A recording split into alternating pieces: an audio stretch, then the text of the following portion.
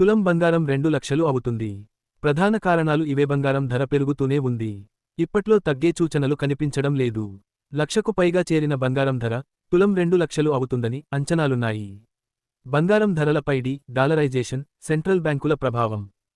Dollarisation కారణంగా China, Russia, Bharat వంటి దేశాల సెంట్రల్ బ్యాంకులు డాలర్ ఆధారిత ఆస్తులపై ఆధారపడకుండా ఫారిన్ రిజర్వ్లో బంగారం నిల్వను పెంచుతున్నారు. దీని కారణంగా బంగారం ధరలు గ్లోబల్ స్థాయిలో పెరుగుతాయి. కేంద్ర బ్యాంకుల కొనుగోలు ప్రత్యేకంగా భవిష్యత్ ఆర్థిక అస్థిరత నుండి రక్షణగా భావించడమే దీనికి కారణాలుగా ఉన్నాయి.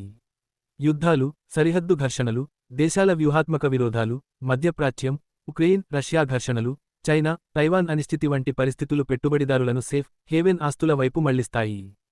ఫలితంగా బంగారంపై డిమాండ్ పెరుగుతుండటంతో ధరలు కూడా మరింతగా పెరుగుతున్నాయి. బంగారం రేటు పెరిగే కొద్దీ దోపిడీ దాడుల వల్ల ప్రాణభయం కూడా ఎక్కువ అవుతుంది. బంగారం ఇంట్లో పెట్టుకుని ప్రాణం మీదికి తెచ్చుకోకుండా బ్యాంకు లాకర్లో పెట్టుకుంటే మంచిదని నా ఉద్దేశం.